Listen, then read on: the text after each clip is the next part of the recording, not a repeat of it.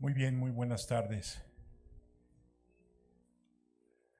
Finalmente llegamos a nuestra sesión número 16, que nuestro programa pues implica el cierre de nuestro curso.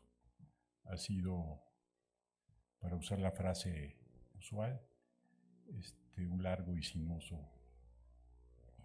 camino. Creo que ha sido en general una experiencia importante para los organizadores y como está programado en esta sesión se habrá una discusión entre algunos de los que estuvieron participando en el curso y después de esta discusión abriremos la participación a micrófono abierto a las 5 sedes que salieron premiadas, no sé si premiadas, la semana pasada en la selección. Si nos da un poco de tiempo y las cuestiones técnicas que resuelven por ahí atrás nos lo permiten, podrán participar las dos que entraron como emergentes por si algo nos fallaba. Después abriremos aquí la participación con ustedes. Ese es en general el programa que hemos propuesto.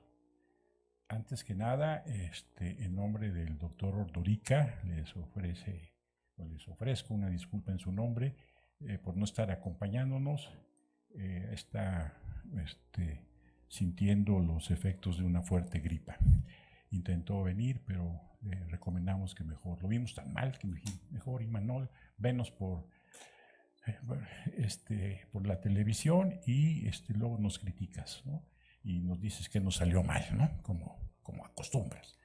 Bien, entonces, salvo 2 sedes que han tenido algunos problemas, por ejemplo, se les fue la luz en la Inés León y parece que no nos están recibiendo, y creo que la Universidad Autónoma de Tamaulipas en la sede de Vallehermoso no va a participar. O sea, todas las demás sedes están presentes, no las enumero para ganar un poco de tiempo. Además estoy haciendo un poco de tiempo porque nos avisaron que venían unos estudiantes de ciencias políticas, pero ya los esperamos prácticamente en 15 minutos, no han llegado, entonces pues empecemos. Entonces la idea es que nuestros ponentes el día de hoy, la doctora Menese, la doctora Pocliagi, el doctor Rodríguez y el doctor Gil nos platiquen en relación al pasado, presente y futuro del movimiento estudiantil que se pudiera derivar del curso que hoy cerramos con esta discusión. No sé si ustedes estén de acuerdo con esta temática, queridos ponentes, ¿sí? Muy bien, entonces, ¿usted no está de acuerdo, doctor Gil? ¿Sí? Bien, entonces se decidió que el orden fuera aleatorio de la derecha para allá, ¿no? Entonces, por favor, doctora Pocliagi. Bueno, buenas tardes a los presentes, a las sedes. Gracias, Jorge.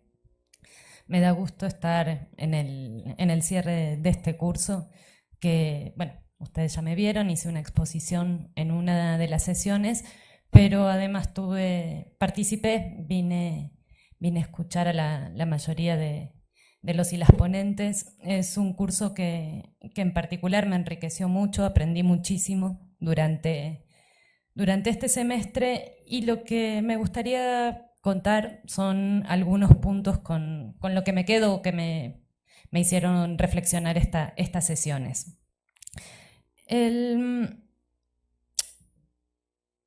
Son opiniones personales, entonces a lo mejor pueden dar pie para las participaciones o para que discutamos después. Nuestras presentaciones van a ser cortitas para que tengamos más tiempo de intercambio, entonces trataré de ir rápido.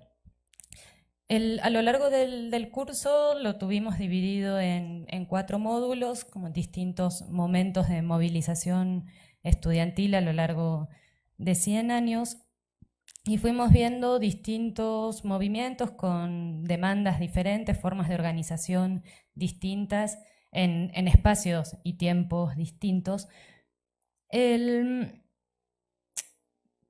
pero no los veo, si bien en cada sesión tratábamos uno diferente, creo que no estaban desarticulados entre sí. Creo que tanto la mayoría de quienes se expusieron como también de las preguntas y los comentarios y reflexiones que iban saliendo por parte de los asistentes, siempre estuvo presente el tratar de recuperar qué quedaba de los movimientos anteriores.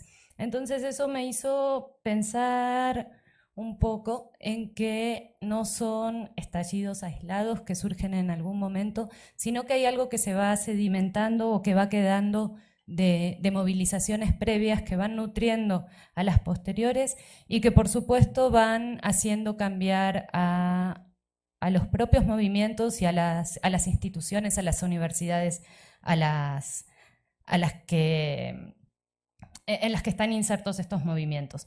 Y entonces lo que nos hizo pensar, o me hizo pensar a mí a lo largo de estos 100 años que recorrimos, en cada sesión cuando terminaba pensaba, bueno, ¿y qué queda en el presente? O cómo estamos viendo la movilización o la no movilización estudiantil actual a la luz de esos movimientos previos. Y creo que sí quedaron muchas cosas, hacia eso iré hacia el final.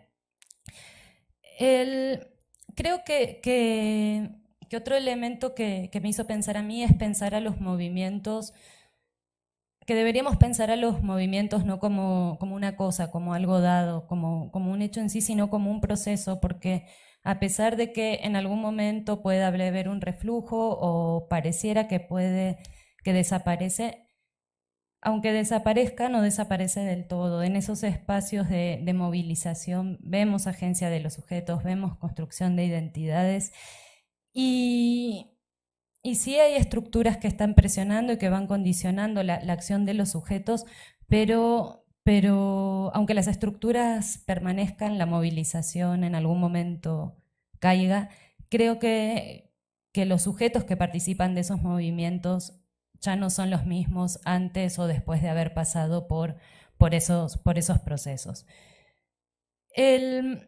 Creo que pensar los movimientos estudiantiles es importante en sí mismo, analizarlo cada uno en particular, ver qué es lo que se está movilizando, cómo se está organizando, pero que ver a través del análisis de los movimientos estudiantiles podemos ver más que eso. Creo que nos hace pensar en la universidad, en la educación superior, en la educación en general, y nos hace pensar también, a mí en particular, que es mi tema de interés, a las y los jóvenes de los distintos momentos en que estamos analizando las relaciones intergeneracionales, porque cuando analizamos los movimientos estudiantiles no los podemos ver en sí solos, sino en la relación que mantienen con otros sujetos y con las instituciones. Ahora, para hacer eso necesitamos situarlo, el análisis de los movimientos, y creo que eso es algo que fuimos haciendo a lo largo de todas las sesiones, identificando cuáles son los elementos políticos, sociales, culturales, económicos que están ahí jugando, que de alguna manera pueden limitar la acción de los sujetos, pero a la vez son los que dan la posibilidad de la construcción de las demandas, de la identificación de los adversarios, que también se va cambiando en cada situación concreta, y crear el propio repertorio de acción o de acciones que se van a desarrollar, que también vimos a lo largo de todo el curso cómo algunas se van repitiendo, pero otras se van modificando. Entonces no hay una única manera de movilización estudiantil y de construcción de movimiento estudiantil, y creo que eso es importante tenerlo en cuenta si pensamos en seguir analizando movimientos, ¿no? Y tratar de identificar qué elementos podemos recuperar de los anteriores para ver el que vayamos a ver en ese momento. Creo que cada movimiento fue expresando un clima de época, si le podemos llamar de esa manera, y que las demandas respondían a problemáticas particulares que se daban espacial y temporalmente, pero también creo que lo que queda es que cuando esas demandas no se solucionan, quedan latentes. y son retomadas luego por otras movilizaciones. Y creo que a veces nos daba la sensación, o por lo menos a mí, hablo en plural, pero en realidad es personal, que me iba con una suerte de desánimo cuando veíamos un movimiento que no había logrado todo lo que se había planteado en un inicio, pero creo que no deberíamos verlo como un fracaso, incluso en los movimientos que no logran cumplir el total de sus demandas. El solo hecho de haber logrado que no se avanzara en algo que pudiera haber sido perjudicial para el colectivo estudiantil ya sería exitoso por sí mismo. Y esto para tratar de no estar comparando, este movimiento fue mejor que otro porque consiguió más o menos cosas. Y también creo que las preguntas que fuimos haciendo a lo largo, que ustedes fueron haciendo a lo largo del curso, también expresan un clima de época. Hay un punto en particular que a mí me llamó la atención, que por lo menos en todas las sesiones en las que estuve presente y las que vi por YouTube, siempre aparecía la pregunta por la mujer. Quizá, no recuerdo exactamente, sí, hasta en la primera había aparecido y habíamos hablado de la cuestión de las carreras en que había mayor presencia femenina.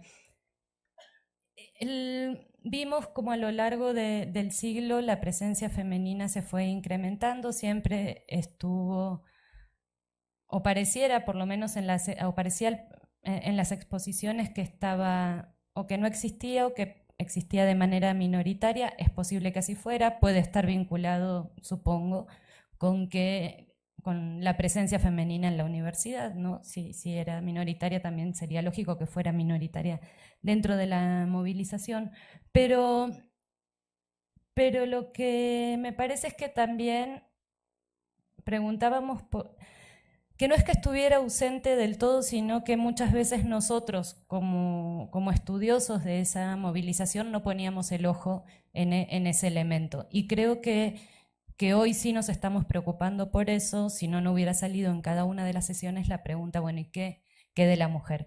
Y ya nos vamos del siglo que analizamos, llegamos a la actualidad pensando en esta cuestión del futuro. Sí, evidentemente hay un cambio cuando, por ejemplo, el movimiento chileno de este año, el movimiento estudiantil, se define como feminista, ¿no? O si vemos las movilizaciones, no solo en Argentina de este año, sino aquí en México, la presencia del pañuelo verde, ¿no? Entonces, hay una cuestión con la mujer y con el género y con el feminismo que no lo veíamos quizás en los movimientos anteriores, no lo analizábamos, lo dejo planteado quizás como pregunta de qué pasaba antes y cómo incorporarlo además, cómo incorporar este nuevo, no es nuevo, este tema que está emergiendo dentro del movimiento estudiantil, cómo abordarlo, cómo estudiarlo, cómo tenerlo en cuenta. Ya para cerrar, creo que los movimientos estudiantiles durante un siglo lo que nos mostraron es que la lucha es y ojalá siga siendo por la autonomía, por el acceso, la gratuidad y la democracia universitaria.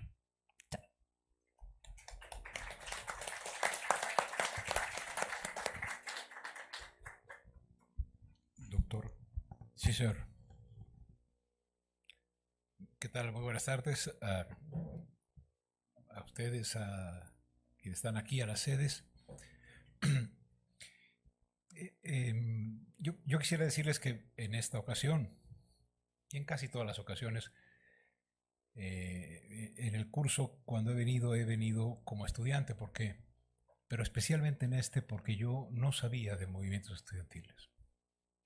No me da pena decirlo porque tampoco sé de tantas cosas, ¿no? Pero en esta ocasión tuve la oportunidad de que hubiera quien me enseñara. Lo primero que quiero decir es que estoy muy agradecido con el coordinador del curso, con el Seminario de Educación Superior, con la UNAM y con todos los que fueron ponentes, ¿no? O sea, de veras gracias porque me enteré y eso completó un poco mi mirada sobre la universidad, ¿no? Ahora, yo quiero proponerles que como saldo, partiendo de una clasificación empírica, es decir, de lo que escuché, quisiera proponerles una tipología con la cual yo pienso analíticamente que se puede ordenar lo que se expuso.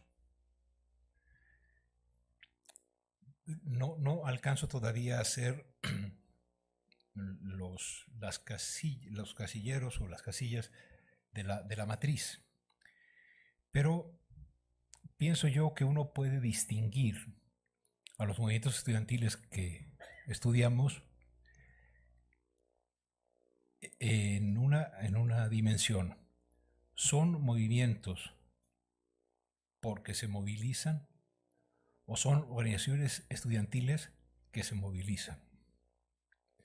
Es decir, la existencia o no de una organización estudiantil previa, establecida, como aprendimos con los centros de estudiantes en Argentina, en Chile, ¿no? Es decir, yo pienso que podríamos ubicar a lo que hemos escuchado en cuáles fueron, qué movimientos se dan teniendo ya una estructura orgánica del estudiantado y cuáles surgen sin esa estructura orgánica, se dan una estructura orgánica para el movimiento y luego no continúa la estructura orgánica en la vida posterior del movimiento.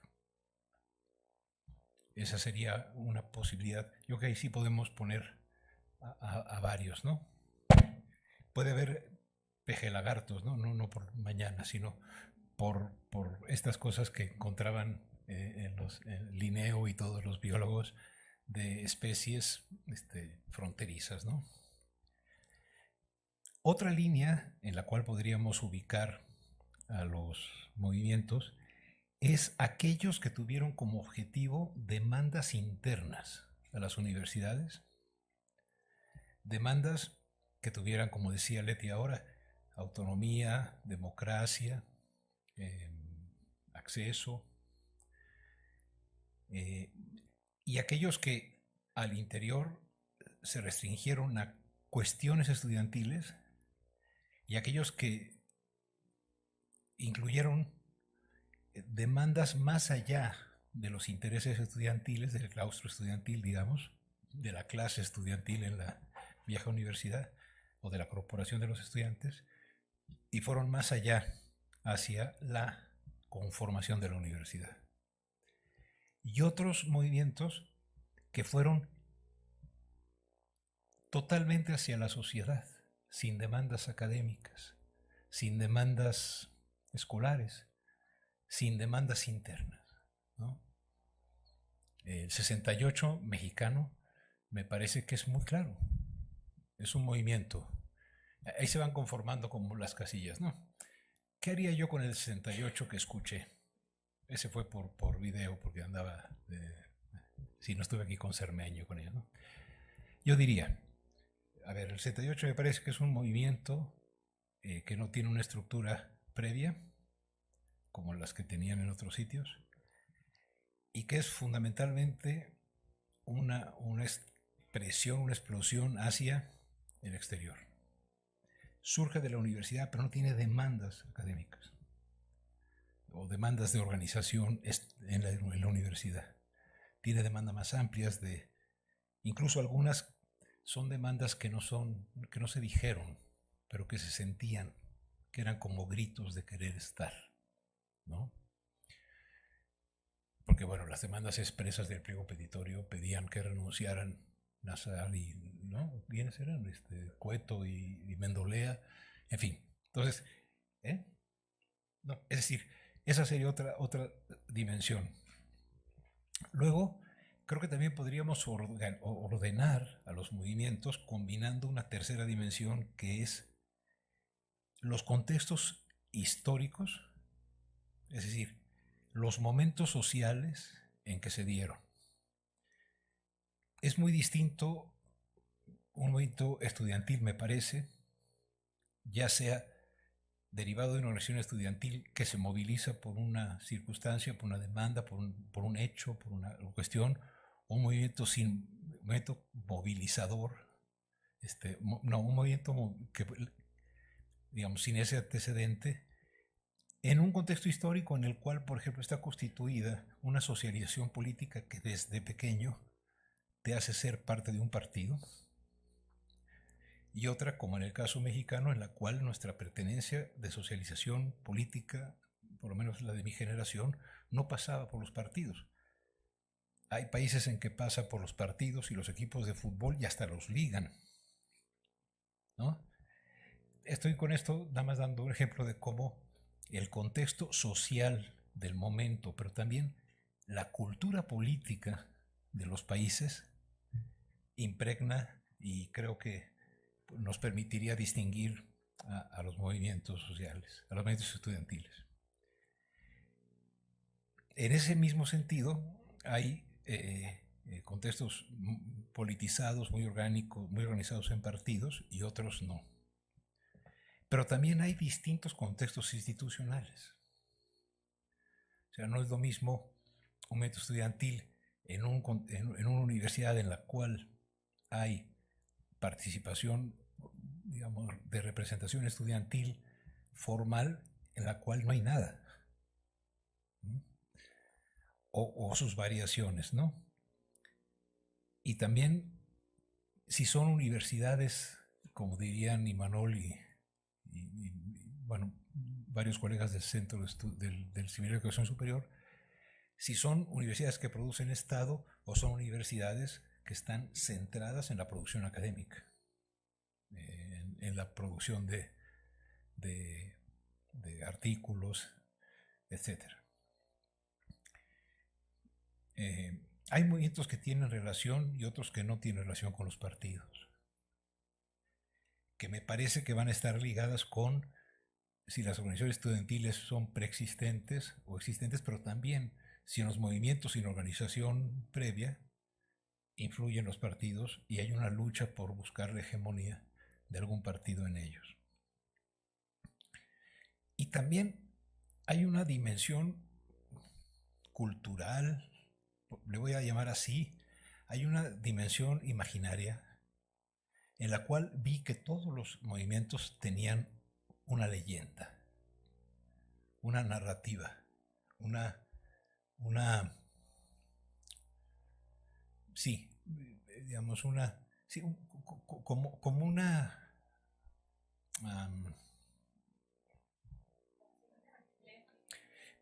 sí, pero hagan de cuenta como que, a ver, yo no he estado en ningún movimiento estudiantil, porque estaba muy, muy chiquito, tenía 13 años cuando el 68, y era muy mayor para el CEU. O sea, hubiera sido fósil en el CEU y parte del sector Carriola en el de 68, ¿no? O sea, yo vi el 68 bajándome de un trolebús con mi mamá porque pasaba la marcha del silencio. Pero íbamos a recoger a Craig, mi primo, que había hecho hacer tarea. Y íbamos por la universidad. Y mi mamá dijo, oye, los muchachos son muy ordenados. Nos habían puesto el teléfono, y ustedes no están para saberlo ni yo para contarlo, pero ponían el teléfono y no ponían la línea de inmediato, sino que ponían el aparato y pasaba un rato en lo que llegaba la línea. El día 2 de octubre, con frecuencia queríamos ser el primero en la casa que dijera, ya tenemos línea. Porque además mi tío David nos había prestado para tener teléfono a mi mamá. Y se los aseguro, levanté el teléfono y a veces se oían conversaciones. El 2 de octubre yo oí una conversación que decía, hay un problema, no puedo pasar el taxi por Tlatelolco. Ese fue mi contacto con el 68. Más interesado en las Olimpiadas. No tengo nada de pena en decirlo, ¿no? Pero ni siquiera en contra del movimiento estudiantil, no estaba. Hay un sector social que pasa sin verlo, ¿no? Pero cuando uno habla con los colegas del 68 o los que han estudiado esto, son parte de una generación casi de elegidos, ¿no? Hay héroes de los movimientos, tienen iconografía. Los movimientos, ¿no? O sea, El 68 tiene toda yo me acuerdo pues de Vacune a su granadero, ¿no? Tienen consignas. Como veíamos, tuvieron dispositivos de comunicación que pasaron del mimeógrafo al WhatsApp, ¿no? Bueno, me imagino que Córdoba tendría mimeógrafo, pero no era paleolítico tampoco, ¿no? O sea, tenían sus instrumentos, tenían sus formas de comunicación. Mi contribución sería entonces que cuando tenga un ratito y viéndolos de nuevo aprovechando que ahí están todos grabados, yo quisiera ver si pudiese colocar movimientos que no tenían antecedentes de organización estudiantil, que tuvieron demandas exclusivamente internas, en contextos históricos de baja politización o de alta politización, y luego movimientos de organizaciones estudiantiles que tenían demandas solo internas o externas, y entonces hacer una especie de árbol de Porfirio, como hizo Aristóteles, y tratar de ver cómo esto nos da la posibilidad de tener una protoperspectiva analítica de los movimientos estudiantiles. Yo me quedo con esa riqueza. Hay casillas que creo que están vacías por mi ignorancia, o algún movimiento estudiantil en el futuro las va a llenar, como a Mendeleev le fueron cayendo los elementos. Pero no espero ser Mendeleev de los movimientos estudiantiles, simplemente diría yo que podríamos tener como trabajo cada uno de nosotros tratar de hacer su ordenamiento de los movimientos. Fueron muy distintos teniendo, como dice Leti, semejanzas, ejes compartidos, ¿no? Y bueno, si esto resultara interesante analíticamente, entonces es innegable que tenemos que hacer un trabajo de cómo ubicamos sociológicamente, permítame decirlo así porque es de lo que yo estudio, cómo colocamos este tipo de movimientos y esta matriz tipológica en las teorías de los movimientos sociales, cuando son movilizaciones sin estructura previa, y cómo lo hacemos con los que fueron organizaciones estudiantiles, en el cual yo creo que hay que meternos a movimientos sociales, pero también a teoría de las organizaciones, en donde tuvimos la presencia del profesor Michels, ¿no?, que nos planteaba la ley de hierro de la oligarquía, pero que Lalo Ibarra y que otros muchos que no estudiaron movimientos estudiantiles sí nos ayudaron a entender las dinámicas organizacionales. Me interesa mucho también que todos los movimientos que nos platicaron tuvieron antecedentes.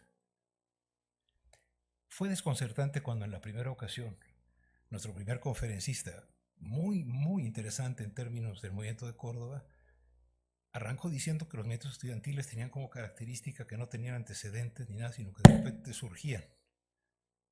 ¿Se acuerdan? Y todos los demás dijeron que claro que había antecedentes. Y seguramente en Córdoba sí. Pero es que nuestro primer conferencista sobre Córdoba hizo una cosa muy interesante. Nos dijo que los movimientos estudiantiles tienen también una narrativa construida por otros sobre ellos, como fue el caso del señor Roca. Roca, ¿no? ¿Pero Roca se apellidaba o no? Muchísimas gracias, profesor. Y hay antecedentes y hay azar. ¿Cómo dejamos jugar al azar en la explicación de estas cosas? Porque, a ver, planeado que los porros le iban a pegar a los muchachos en Azcapotzalco, y surge un movimiento, y eso le da características, ¿no? Que le dijera Zedillo a Barnés que se podía con confianza lanzar a lo de las cuotas y que luego lo dejaran colgado, Demuestra cómo en una dimensión política le dijeron, te apoyamos, salen los estudiantes a defenderse de eso y luego Zedillo se va y dice, Barnés, es tu bronca. Hay análisis de esa etapa.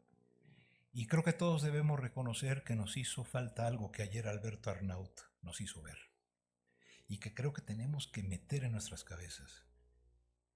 No consideramos los movimientos estudiantiles de las normales.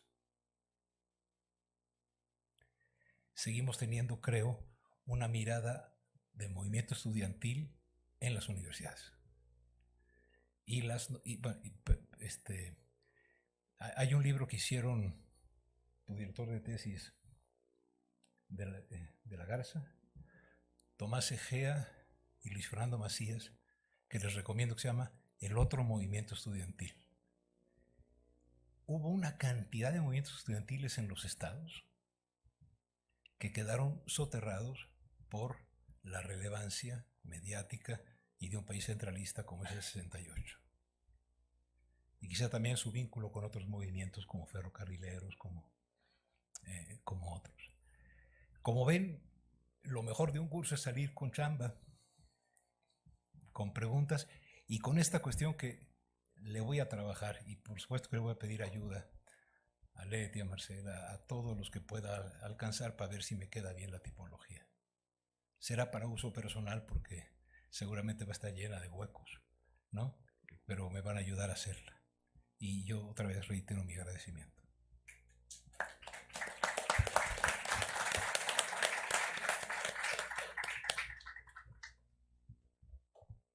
Gracias. Siempre es difícil hablar después de los maestros y después de Manuel, más difícil. Muchas gracias, lo digo sinceramente, a los coordinadores del curso por incluirme en esta experiencia, que para mí ha sido un fantasma, pero ahora también entiendo por qué, porque hace casi 20 años que tuve la suerte de participar en un movimiento estudiantil y después uno cree que puede alejarse, o más bien intentaba alejarme lo más posible. 10 años después elijo el tema para hacer una investigación doctoral y 10 años después, o sea, ahora 20 años, estoy aquí, fui invitada por ustedes a exponer sobre el CGH, entonces de pronto lo siento como un fantasma que me persigue, que por más que me quiero alejar, se me vuelve a imponer, ¿no?, la experiencia, pero también creo, muy desde el tono que decía Leti, que finalmente es una experiencia que nos constituye, ¿no? Constituye mi historia, mi identidad, mis posibilidades de preguntarme cosas, de participar en distintos escenarios. Digamos, mi formación política la recibí ahí, ese fue mi origen, y entonces no es tanto un fantasma que me persigue, en realidad esa soy, así fui constituida, mis grandes amistades, amigos surgen de ahí, ¿no?, de mi participación en un movimiento estudiantil. Entonces, claro, uno no puede correr, no puede escapar finalmente de quién es uno mismo, ¿no? Y bueno, agradezco también a este curso y a los coordinadores del curso que abran un espacio para hablar de lo que poco se habla, de lo no dicho, y me refiero a movimientos estudiantiles, sí en abstracto en general, pero también en momentos muy específicos, y vuelvo a repetir, sobre el 99 pocos espacios se han abierto para reflexionar, para discutir de manera respetuosa y abierta como se hizo acá. Y bueno, que en general en la universidad no se ha querido tocar mucho el tema. Ayer le comentaba a Roberto, el año que entra se cumplen 20 años, ¿no? Entonces sería interesante hacer algo, no sé, un evento, alguna de las sesiones de curso, qué sé yo, para volver a sentarnos a reflexionar al respecto. Y en general, en lo que estuvimos, o la materia del curso, que es movimientos estudiantiles, yo diría, coincido en que no son explosiones inesperadas, que en efecto se van gestando a partir de la experiencia de movimientos anteriores, de movimientos previos, también del aprendizaje que uno va recibiendo en casa, en las propias aulas, ¿no? Con los maestros, justamente a partir de su propia participación y que de manera quizás no planeada, ¿no? Pero que sí se van heredando ciertos referentes, sí se va eso, transmitiendo generacionalmente la experiencia y las posibilidades de actuar también, ¿no? Los marcos para la acción. Pero también creo que no son explosiones inesperadas porque se van anunciando como advertencias, ¿no? En muchos de los movimientos que fuimos analizando, vimos que no partieron, como bien dices, del día 1, el día, digamos, en que se puede reconocer que se gesta un movimiento, sino que si hacemos un recuento hacia atrás, podemos ir viendo que se van mostrando ciertas movilizaciones, ciertas acciones, ciertos grupos que van anunciando que hay algo que no está funcionando, ¿no? Y en realidad lo que pasa es que no se quiere ver, se hacen oídos sordos, ¿no? De esas advertencias, de esos anuncios que se van dando previo a la gran aparición o a la gran condensación de un movimiento estudiantil. Y me parece que son la expresión más clara de su propio tiempo, del tiempo al que responden, del tiempo en el que se gestan, porque muestran una serie de problemáticas muy profundas, pero también muestran el lugar que ocupan los estudiantes, y en este caso jóvenes estudiantes, con respecto a la distribución de los poderes y a problemáticas de índole mucho más profunda y más estructural. En esa exclusión de relaciones de poder también entra una gran capacidad de libertad de acción, ¿no? Es cierto, no están o no, los jóvenes estudiantes no ocupan el centro de la distribución del poder, bueno, y esta institución es el ejemplo más evidente, pero eso también les permite una capacidad de acción muy distinta a otros actores sociales, ¿no? Y entonces, bueno, ahí está la mayor riqueza, me parece, de los movimientos estudiantiles, porque se atreven a hacer una oposición frontal a las autoridades, a las instituciones, a las estructuras que no están funcionando, cada uno en su propio tiempo y espacio. Y en este caso, en particular, en la movilización más reciente, que yo no me atrevería a decir que es un movimiento estudiantil, sino una movilización, habría que hacer estas distinciones más analíticas y conceptuales, ¿no? Acción colectiva, sí, movilizaciones de estudiantes, pero que no alcanza a ser un movimiento social, ¿no? Desde mi perspectiva, me parece que se han exaltado las virtudes de las últimas movilizaciones estudiantiles, o del último ciclo de protesta, dirían algunos, ¿no? La horizontalidad, ¿no?, de la organización, las maneras de debatir, de decidir por medio de asambleas en donde se busca la más amplia participación de los estudiantes involucrados, esta ausencia de líderes, ¿no? Y además es una demanda muy, muy fuerte, que no debe haber representantes ni líderes de la movilización. Las demandas que no son del todo claras y contundentes, sino que, bueno, se van creando con el tiempo y con el debate y con la discusión, que no hay tampoco ponentes muy claros, ¿no? En esta última movilización no había un oponente identificado claramente a quien se le pudiera presentar, además un pliego petitorio difuso, ¿no? Difuso porque además cada escuela tenía sus propias problemáticas locales y demás, y en eso se ha visto mucha riqueza, digamos, que no se imponen estructuras como en otros movimientos estudiantiles del pasado, en donde se imponían líderes, se imponían demandas, se imponían voces. Y está bien, o sea, está bien esa manera de comprender y de leer a las últimas movilizaciones, pero también me parece que hay que apuntar a lo que no se ha dicho, a lo problemático de estas mismas características que finalmente llevaron a la disolución de la organización, están llevando a la disolución de la organización, es decir, que sí hay relaciones de poder, que no la participación no es tan horizontal, que no se puede no tener demandas específicas, ¿no? Que hay que identificar claramente a quién se le va a presentar un pliego.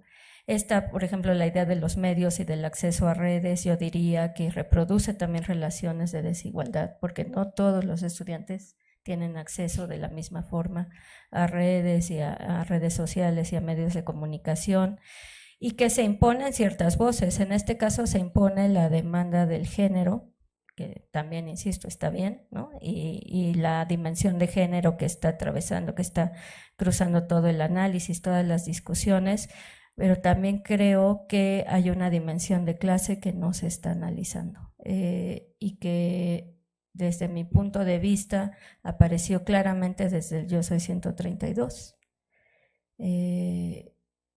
Ayotzinapa también, pero en esta última movilización aparece claramente porque son los estudiantes de los sectores, digamos, más periféricos, más excluidos, quienes están padeciendo más fuertemente los efectos o las consecuencias de la violencia en la que estamos viviendo. Entonces,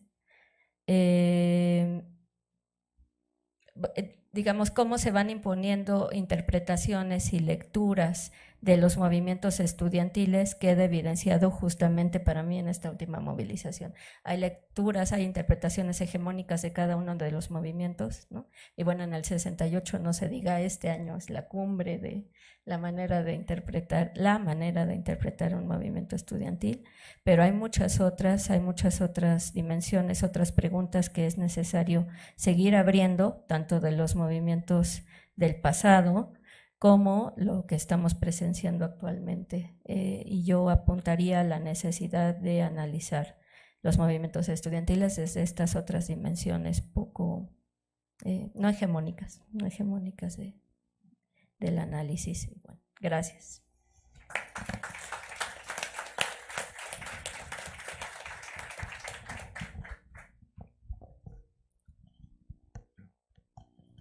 Hola, buenas tardes. Buenas tardes a la sede. Acá ya con un poquito de frío, no tanto, pero bueno, está llegando diciembre y con eso también el fin del curso, y esta es la sesión de conclusiones.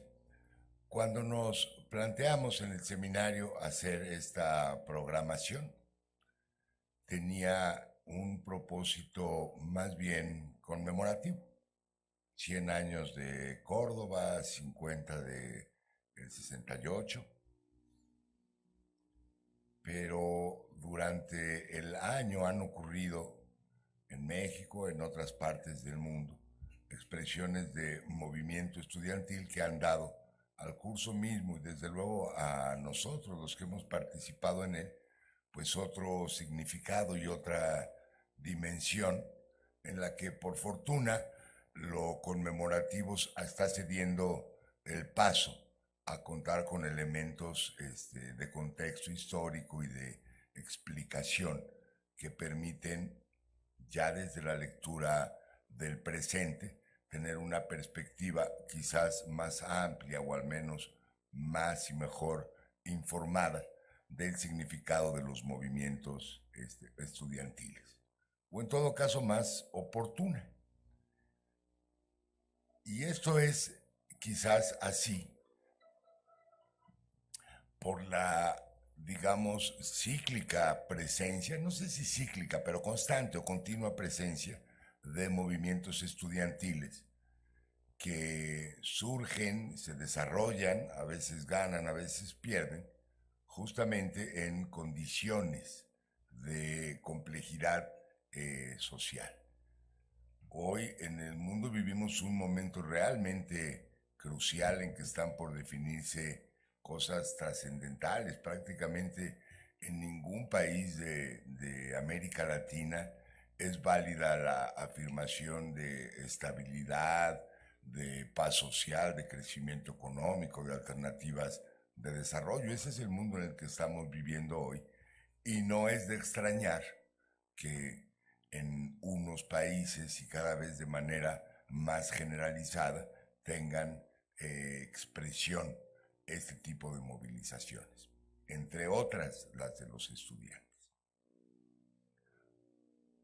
Tiene su puntito ser el último en hablar, porque ya dijeron varias cosas y bueno, pero también sobre las que dijeron es posible bordar o aumentarlas o contribuir a ellas. Manuel, que presentaba una tipología, valdría la pena a esta tipología, para no repetirla ya, añadirle algunos cuadritos, pues, entre lo que él distinguió entre movilizaciones cuyo propósito o cuyo objetivo es la confrontación con el poder público, el 68, por ejemplo, en México, y aquellas que tienen más bien el foco en medidas institucionales como el alza de cuotas. Ahora hay algo en medio que tiene que ver con las políticas educativas gubernamentales, ¿no? Y que en este caso resultan ser digamos, el eje de varios de los conflictos, aquellos que se están oponiendo, por ejemplo, a la privatización, a la reducción del gasto en la materia, a los retos a la autonomía universitaria por direccionamiento de políticas universitarias. Por ejemplo, ahí hay una de las que él ponía como ejemplo de especies cruzadas, mejor el caballito de mar, ¿no? Que es un pescado que a mí son más bonitos, ¿no? Que los peces lagartos. Ese es un punto uno. Un punto dos son aquellos movimientos o aquella variedad de los movimientos estudiantiles que resultan ser vinculados a los cambios culturales. Y eso sí tiene su importancia, me parece. No es que los movimientos estudiantiles, me parece, provoquen cambios de la cultura, pero sí la expresan, la anticipan, la aceleran, la catalizan o la sintetizan, ¿no? Y ese es en efecto el caso, por ejemplo, del movimiento del 68, que es mucho, en buena medida, expresión de un cambio generacional y no solamente de una oposición o confrontación con el autoritarismo gubernamental o el que ocurre en las instituciones. Están expresando un algo más. Es quizás un movimiento general antiautoritario, que va de la familia a los medios de comunicación, a las estructuras de gobierno, por supuesto, y a las del ejercicio del poder público. Habría que ver cuáles de los movimientos, por ejemplo, de los que vimos o los que se están desarrollando ahora, contienen este germen de cambio cultural, y me parece que encontraríamos con esta herramienta analítica, que por otra parte ha sido ya propuesta por los llamados teóricos de los nuevos movimientos sociales, ya no tan nuevos, ponerle atención a la vertiente de cambio cultural. Yo creo que el cambio principal que se da a lo largo de la centuria, ¿no?, de los últimos 100 años, tiene que ver con un desplazamiento, digamos, de la utopía a la protesta. A inicios del siglo XX había como que dos grandes utopías, hoy ya muy desgastadas, y estas eran el socialismo y la democracia. Bueno, unos pensaban en una y otros pensaban en otra, y habría los que pensaban en el socialismo democrático o en la democracia socialista, social o socialista, en fin, ¿no? Y eso recorre buena parte de la energía de los movimientos sociales, sobre todo en la primera mitad del siglo XX, pero también en la segunda, ¿no? Es decir, se peleaba porque se tenía en el registro utópico que se podía alcanzar un progreso y un estado mejor a través de estos instrumentos y que eran las cosas por las que valía la pena luchar y combatir. Me parece que, digamos, el desgaste de estas utopías y diría que la inexistencia de alternativas utópicas, a menos que consideremos como las nuevas utopías la sustentabilidad ambiental o la vigencia de los derechos humanos, ¿no? No lo digo por descartarlas, pero son causas, digamos, mucho más recientes, pero ese desplazamiento del, qué sé yo, el ciclista vegano por el activista que sale con el spray, no me parece que sea, digamos, equivalente, ¿no? Pero sí, quizás son nuevas causas, pero sí valdría la pena pensar si hay un registro de nuevas utopías, las del siglo XXI, que tiene esta capacidad de animar movilizaciones más allá de la protesta simple por el alza de matrículas o por la existencia de nuevas medidas disciplinarias en las instituciones. Yo lo dejo como más bien pregunta. Lo que sí me parece es que, sobre todo en la primera mitad de este siglo, ocurre un fenómeno pues muy interesante. Hacia el año 2000 se vivía un momento jubiloso en algún sentido, pero también esto que era descrito como el fin de las ideologías, como el fin de la historia, o como la tina del there is not alternative, de no hay otra cosa que no sea el neoliberalismo y la globalización, ¿no? Y resulta que no fue así, ¿no? Se habrían de vivir nuevas crisis, habría reacciones defensivas a la globalización, están muy a la vista, ¿no? El Brexit, la política de Trump, etcétera, etcétera. Y también al régimen neoliberal puro y duro, ¿no? Que resulta confrontado por otras soluciones de régimen, pueden ser de derecha o de izquierda, por supuesto, pero esta condición de finalmente llegamos a un punto más allá del cual no hay otras posibilidades, resultó no ser así. Y las protestas tomarán la forma de antisistema, tomarán la forma de indignación, los indignados, tomarán la forma, bueno, de la protesta abierta, ¿no? Sin que esta necesariamente esté acompañada ni la requiera del planteamiento de alternativas de orden sistémico. En esa condición estamos, ¿no? ¿Qué va a pasar después? Pues desde el punto de vista optimista, podría uno pensar que más allá de la protesta, de la indignación, etcétera, o del solo recambio generacional, puede haber el planteamiento de nuevas alternativas de orden general y sistémico. Estaríamos un poquito en espera de ellos. Seguro corresponde a la generación más joven el tener la capacidad de poderlas plantear y de promover. En ese sentido, el movimiento estudiantil, por supuesto que tiene un futuro, pero es un futuro abierto. Y diría, por último, y para terminar, bueno, que este curso no hubiera sido posible sin el enorme apoyo que hemos tenido en esta institución y sin tampoco el respaldo que hemos recibido de las sedes, de la veintena de sedes asociadas o más, ¿no? Que nos han animado muchísimo a seguir por la ruta que buscamos desde el inicio de este curso. Y es eso.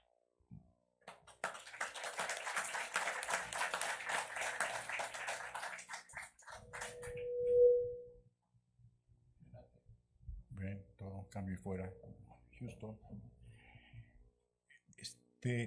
Todavía tenemos, de acuerdo a lo que hemos programado, tenemos entre 4 serían menos de 2 minutos como para que pudieran hacer unos comentarios ustedes respecto a lo que han dicho o algo que les plantee de nuevo, como para poder pasar a la siguiente fase. Yo quisiera, si me lo permiten, plantear 2 cuestiones, que es, una es, hemos dejado sin cubrir movimientos estudiantiles muy importantes. Hoy se planteó uno, bueno, en genérico, lo de los movimientos de las normales. En la intervención de Salvador Martínez de la Roca, él planteó un sinnúmero de movimientos que le habían dado como antecedentes del 68, que se habían dado sobre todo en provincia y que incluso habían sido muy reprimidos. En fin, hay un sinnúmero de movimientos que no hemos podido abordar, pero particularmente uno, que incluso una de las sedes nos había planteado que deberíamos considerar, que era el movimiento de los estudiantes del Politécnico, de los más recientes. Entonces, mi primera pregunta es, sobre todo a uno de los que hizo la propuesta original, al doctor Rodríguez, en términos de hacer un poco la respuesta, ¿por qué estos que se revisaron y tuvimos que tomar la decisión de dejar algunos importantes fuera? ¿Sí? La otra cuestión que tiene que ver un poco con la taxonomía que propone el doctor Gil, que me parece como siempre creativo, provocador e interesante, es que incluso en alguna de sus intervenciones proponía el problema de la comparación, es decir, cómo es que ha sido uno de los problemas metodológicos que hemos tratado últimamente con Manuel, en términos cómo le hacemos para comparar lo que parece, incluso lo planteabas en tu taxonomía, cosas diferentes, y que a lo mejor la taxonomía es una manera de empezar a hacer esas posibles comparaciones. Ahí hay un problema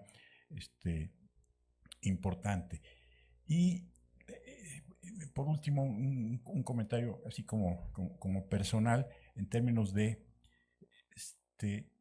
el problema de la participación de las mujeres o el problema de, lo planteabas, Marcela, una serie de categorías que no han entrado en términos de los análisis. Tú decías, se hace más visible el problema de género, ¿sí? Sin embargo, Marcela también plantea problemas que pasan desapercibidos, el problema de la clase, el problema de otro tipo de variables que sociológicamente son como pues, de cajón, pero que nosotros a la hora de abordar el movimiento estudiantil lo tratamos como un poco como que se da, ¿no? Entonces, pongo a consideración, y además tomando en cuenta que nos faltan muy poquitos minutos, yo sé que es difícil, pero se las pusiera ahí a consideración. Hay otra interesante que me esperaría, lo planteó la UAP por correo electrónico, que creo que la dejaríamos para después, ¿de acuerdo?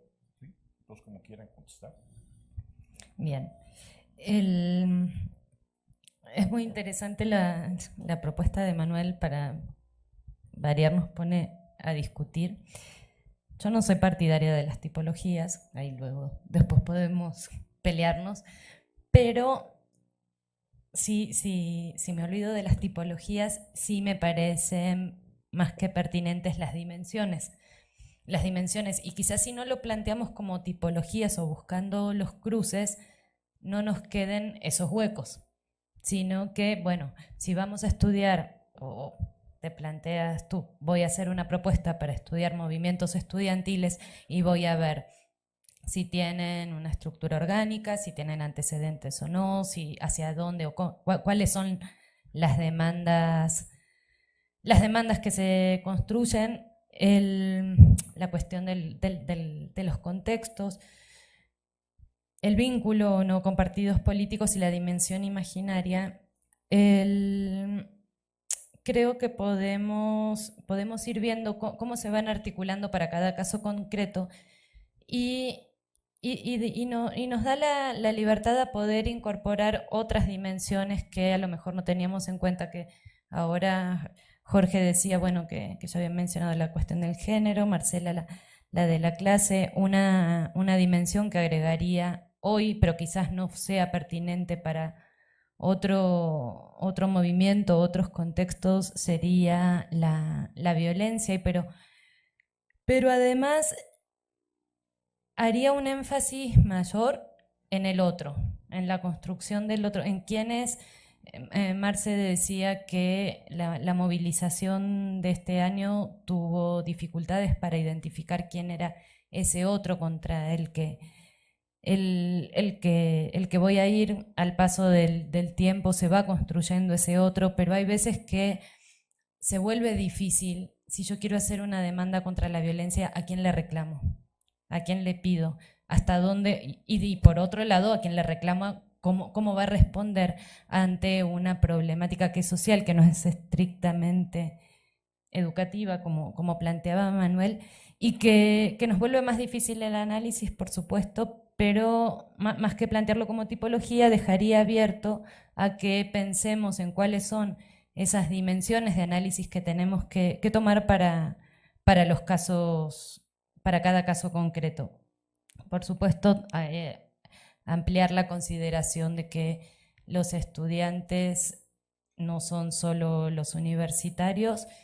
Para los casos de México sobre todo, ¿no? Estuvo muy presente el estudiante universitario de la Ciudad de México, en particular de la UNAM, pero en otras movilizaciones, en otros países, la presencia de estudiantes secundarios o de media superior o en otros momentos también de normales, y sobre todo cuando se conforman los movimientos estudiantiles que traspasan los límites de la universidad, es importante también tener en cuenta a estos otros y otras jóvenes que también están participando.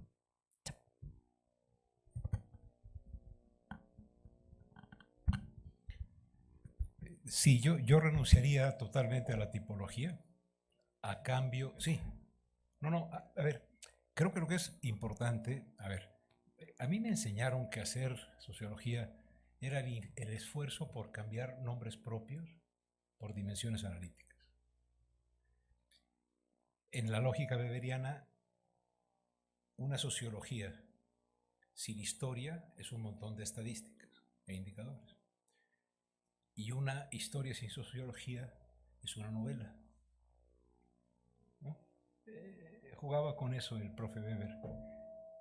Y entonces, yo de verdad te lo digo con franqueza, nunca pensé en algo como que todo cupiera, sino que pudiéramos caracterizar a cada uno de los movimientos de acuerdo a dimensiones en las que podríamos, como dijo Roberto, quizá no hacer polares, sino un continuo, en el cual, por ejemplo, movimientos sin organización previa, luego movimientos con una organización previa que no sabemos que existía, pero había, y la desconocemos, y otros con estructuras de siglos. ¿Cuánto tiempo tienen la organización, la estructura orgánica de las universidades en tu tierra? Sí.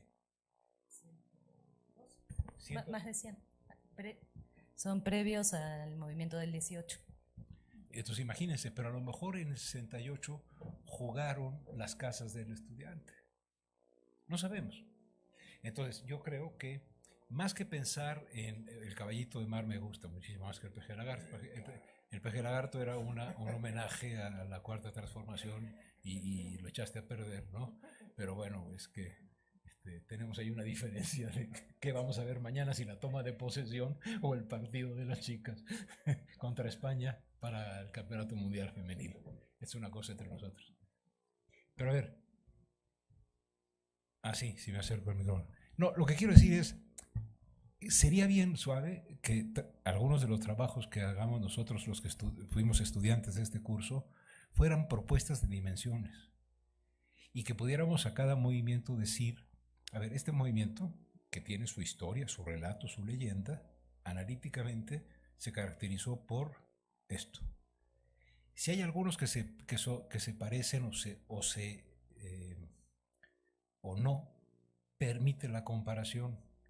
Y la ventaja de la comparación no es simplemente decir es distinto, sino las razones de la distinción nos conducen a pensar al movimiento estudiantil dentro de un contexto social y no dentro de un contexto puramente narrativo. Por eso a mí me parece que el curso aspiraría, desde mi punto de vista, a que construyamos una un nivel de análisis a partir, ninguno fue solo relato, todos propusieron estructuras. Lo que propongo es que estas dimensiones nos pudieran ayudar, ¿no? Y sin afán de decir, es decir, este cumple todas estas 5, este era más 4 y es otro tipo, no, a ver, también hay relevancia en las dimensiones, que es otra discusión que hay que hacer, ¿no? Lo cultural y una cuestión, el curso tuvo una cosa bien bonita. Yo cada vez estoy más contento, no tiene nada que ver con, bueno, quizás es que uno se hace un poco mayor, pero a mí me gusta mucho la participación de los jóvenes ponentes. Sí, o sea, aquí hay 2, pero también estuvo el chavo colombiano. Lo que pasa es que ya son todos más jóvenes que uno. Pero eso es cuestión de... No, pero no vine. Ahí me podía haber sentido joven, ¿no? Porque sí, empino y ellos me ganan. Pero lo que quiero decir es, yo siento que hay en el mundo, y los movimientos estudiantiles son prueba de ello, una especie de recambio en las élites intelectuales y en la construcción de explicaciones alternativas a las que están un poco escleróticas de nuestra parte. Por eso a mí me da mucho gusto haber escuchado las propuestas del 130, digamos, de interpretación del 132. Uno de los que menos conocía Marx era el del 99. Para mí el 99 era pasar por Insurgentes y ver barricadas y como basura y alambres de púas, de verdad. No, o sea, se los digo sin pena, pues. Y de repente hay una etapa A, B, C, ¿no? Etcétera. Entonces, si por tipologías entendiésemos una forma de, como el hecho de Procusto, de meter a cada uno de ellos en alguna casilla, pero sí tratar de ver que en sus diferencias hay la posibilidad de hacer análisis y en sus semejanzas, ¿no? Por ejemplo, ¿quién iba a pensar en la feminización, en la cuestión de género en el 68? Sin embargo, hubo dirigentes, ¿no? Tuvimos la pregunta fuerte de si en el movimiento chileno había tenido que ver la cara bonita de esta muchacha Camila. Tenemos también otra posibilidad de dimensión, cuando los movimientos sociales generan dirigentes políticos de otro nivel o comunicadores en Televisa, ¿no? Es decir, busquémosle juntos, ¿no? Y creo que nos va a ayudar muchísimo, Leti. Así es que seguimos cuates. Por eso, Roberto, es gandul, ¿eh? Jorge dijo taxonomía, con lo cual le dio en la torre a mi tipología, ¿no? O sea, me puso en el nivel de Linneo, ¿no? Y yo quería andar darwinista.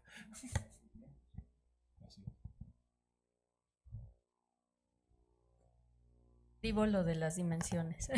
Y habría que pensar qué dimensiones sería pertinente visibilizar sobre todo. Yo creo que es importante bajarle a la lectura dicotómica que solemos plantearnos cuando analizamos movimientos estudiantiles, de si ganó o perdió. Y qué tanto ganó un movimiento estudiantil y qué tanto perdió. Es más, ayer en mi instituto, no le digan a nadie, se organizó un evento que se titulaba Fracasó el movimiento del 68. Y me parece que esas lecturas, esas preguntas no nos dicen mucho, no nos llevan nos entrampan otra vez en qué tanto ganó, qué tanto perdió. ¿Para qué sirve saber si ganó o perdió un movimiento? Y más bien yo lo llevaría al plano de la experiencia misma. ¿Qué implicó la experiencia de un movimiento estudiantil en términos humanos, personales, para los participantes, para los contrincantes también, para la institución? ¿Cómo se transforma una institución a lo largo de un movimiento estudiantil y luego tras el movimiento estudiantil que sucede. Es decir, si lo llevamos a estos términos mucho más sostenidos, más soterrados también, y no a un análisis bipolar, yo creo que comprendemos mejor los impactos, la importancia, la trascendencia de los movimientos estudiantiles. Y en esta dicotomía también identifico la romantización o la demonización de ciertos movimientos. Completamente romantizado este año, no es el caso aquí, pero bueno, el 68, ¿no? Ahora es el cisma, la bandera de la democracia en México. Bueno, y esa interpretación comenzó con Fox, no era previa a la transición a la democracia del 2000, digamos, por algo hay intereses políticos que responden a una interpretación hegemónica de los acontecimientos, ¿no? Entonces, identificar en las dimensiones, quizás identificar justamente a qué otros intereses responde una interpretación que se vuelve predominante en ciertas épocas, ¿no? ¿Qué actores están jugando ahí para que sea importante interpretar de esa manera un movimiento estudiantil? Y el 132 es otro, que desde mi perspectiva ha hecho mucho daño. Ha hecho mucho daño exaltar de este modo, ¿no? Como estos chavos que tuvieron otra manera de participar, otra manera de hacer activismo, no dogmático, no tan politizado como en los movimientos previos, ¿no? Sino más desde lo digital, más desde la presencia virtual. Decía, me acuerdo perfecto de una investigadora que decía, yo podía marchar a través del FaceTime, ¿no? Porque ya no es necesario estar en las marchas, sino que prendía mi FaceTime y desde ahí iba acompañando la marcha, y los chavos desde ahí hacen activismo, o sea, digamos.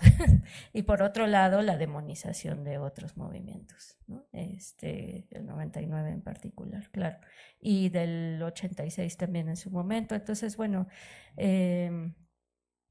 eso, desmontar las interpretaciones dicotómicas de los movimientos estudiantiles, y yo daría esos dos ejes.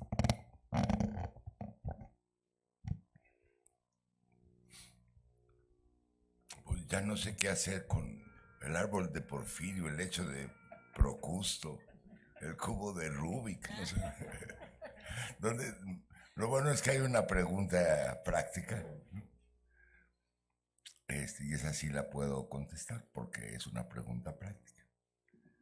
¿Por qué dejamos fuera, ¿no? Algunos movimientos que son importantes, como por ejemplo los movimientos en las normales, como por ejemplo el del Politécnico y otros, ¿no? Los que hubieron en universidades de los estados en toda la década de los 60 y demás? Y la respuesta es doble. El curso son 14 sesiones, ¿no? De las cuales 2, que es la del principio y el final, están ya como predefinidas. También estaba casi por la naturaleza del curso predefinidas, pues por lo menos una para el 18, otra para el 29 en México, otra para el 68, en fin. O sea, los huecos que quedaban, los huecos prácticos, no los conceptuales, eran limitados. Y quisimos seguir 2 criterios. Uno, el de no sobrerepresentar el caso de México, ¿no? Porque perfectamente se podían haber llenado todas las casillas con casos mexicanos. Y el segundo, tratar de seguir un poco la huella, digamos, del 18, porque era un curso conmemorativo del centenario del 18. Y por lo tanto, un poco la agenda del 18, estos temas de autonomía, cogobierno, anti-autoritarismo, etcétera, que estaban allí presentes. Entonces, teníamos ese marco más limitado. Cuando estuvimos viendo el fin de la primera y el comienzo de la segunda década de este siglo, pues teníamos prácticamente juntos, pues fue casi un bloque, ¿no? Yo soy 132, el Politécnico, el de la UACM, Ayotzinapa, ocurren en un periodo muy limitado de tiempo. Y ahí pensamos, bueno, vámonos por el 132 porque es diferente. Nos pareció a nosotros, ¿no? A otros movimientos estudiantiles que están alrededor de la misma coyuntura. Si fue una buena o mala opción, ustedes lo juzgarán, pero quisimos, digamos, mostrar otra cosa, ¿no? Para ese periodo. Es una cuestión de elección. Quizás para otros efectos hubiera sido más interesante ver lo que ocurrió en la UACM en ese tiempo, o lo que ocurrió, por supuesto, en el Politécnico, o cómo atrás de Ayotzinapa había una movilización de estudiantes normalistas contra la reforma educativa, etcétera, ¿no? Pero esa fue la razón. De todas maneras, México queda quizás sobrerepresentado ya si uno ve el programa, y la UNAM más que sobrerepresentada, ¿no? Dedicamos como 4 sesiones a movimientos en la UNAM. Sí me parece que fue afortunado mostrar una cierta diversidad, mostrar algunos casos internacionales. No lo digo en defensa apasionada del programa, ni mucho menos.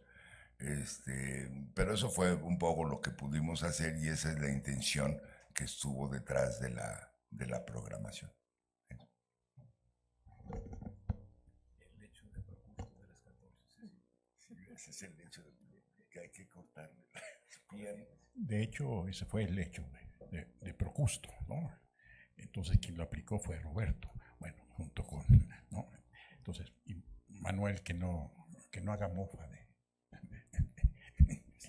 Bien, les voy a hacer una propuesta. No tengo acceso a las redes, a las sedes, pues voy a tomar a ustedes como una muestra representativa. ¿Qué les parece si no hacemos receso, terminamos más pronto y nos vamos más temprano? Y pasemos directamente a escuchar a las redes para que no se nos vayan y no perdamos tanto tiempo en el receso. ¿Les parece? ¿Hay alguien que se oponga? ¿Alguien que diga, no, yo necesito ir a otro lado y ahorita regreso? Sí, ¿les parece? Inmediatamente pasamos a la participación de las sedes, ¿sí? Las sedes ya están preparadas.